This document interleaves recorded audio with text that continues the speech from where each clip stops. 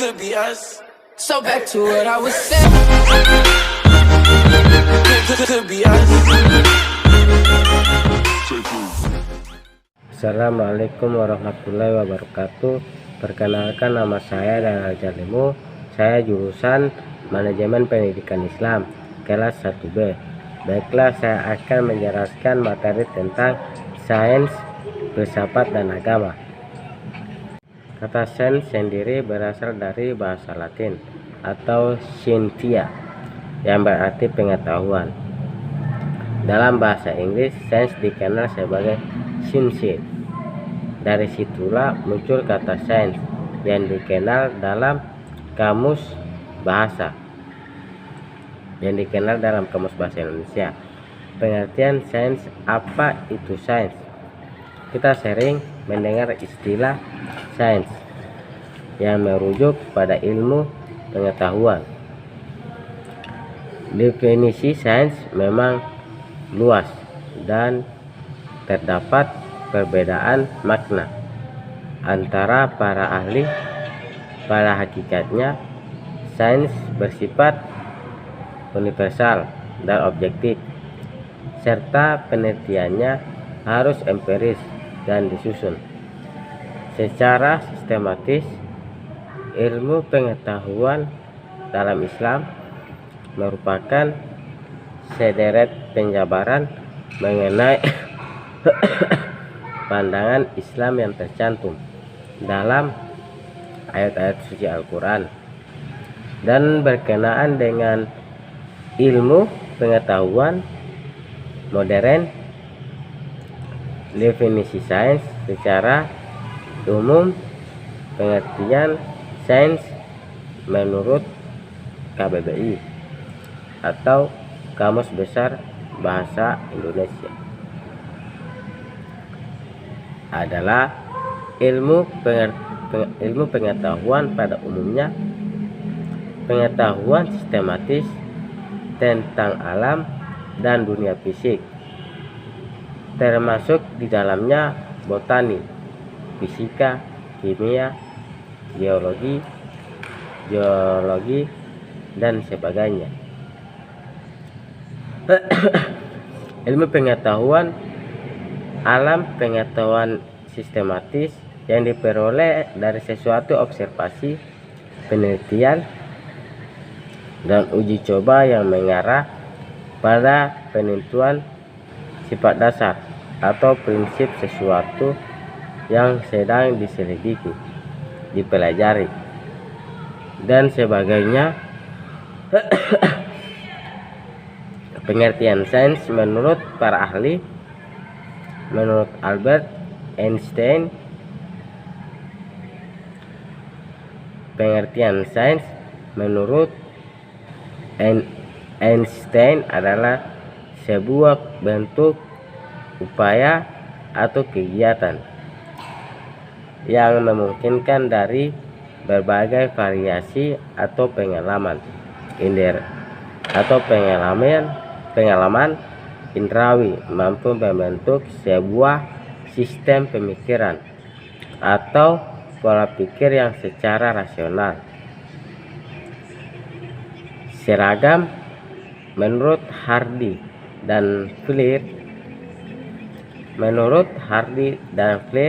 pengertian sains dapat dibedakan menjadi 4 fungsi sains utama, yaitu sains sebagai kumpulan pengetahuan sains,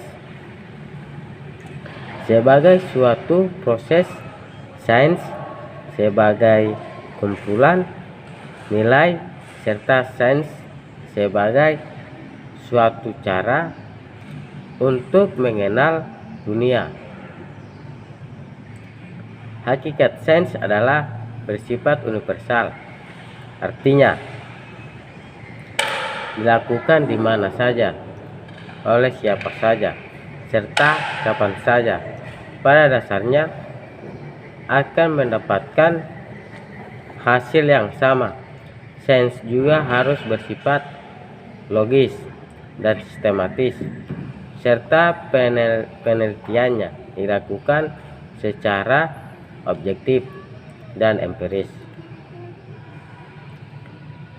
Sains bisa dibedakan menjadi natural, siensi atau ilmu pengetahuan alam, dan sosial, siensi atau ilmu pengetahuan sosial. Tiap jenis sains juga memiliki banyak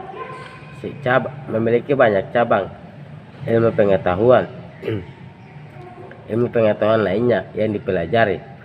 Filsafat atau dari kata Yunani filosofi, arti harfiahnya atau cinta akan hikmat, adalah kajian masalah mendasar dan umum tentang persoalan seperti eksistensi, pengetahuan, nilai, akal, pikiran, dan bahasa. Istilah ini kemungkinan pertama kali diungkapkan oleh Pythagoras. Metode yang digunakan dalam filsafat antara lain mengajukan pertanyaan diskusi, kritikal, dialektik, dan presentasi sistematik.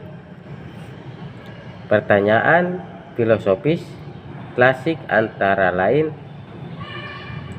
apakah memungkinkan untuk mengetahui segala sesuatu dan membuktikan apa yang paling nyata? Para filsuf juga mengajukan pertanyaan yang lebih praktis dan konkret, seperti apakah ada cara terbaik untuk hidup? Apakah lebih baik menjadi adil atau tidak adil, atau jika seseorang bisa lolos begitu saja? Apakah manusia memiliki kehendak bebas? Pengertian filsafat dalam Islam. Filsafat Islam juga sering disebut filsafat Arab dan filsafat Muslim. Merupakan suatu kajian sistematis terhadap kehidupan alam semesta, etika, moralitas, pengetahuan, pemikiran, dan gagasan politik yang dilakukan di dalam dunia Islam atau peradaban umat Muslim, dan berhubungan dengan ajaran-ajaran Islam. Pengertian filsafat menurut para ahli W.J.S. Purwadarminta, filsafat merupakan pengetahuan dan penyelidikan dengan akal budi mengenai sebab-sebab asas-asas hukum dan sebagainya daripada segala yang ada dalam alam semesta, ataupun mengetahui kebenaran dan arti adanya sesuatu. Yang kedua,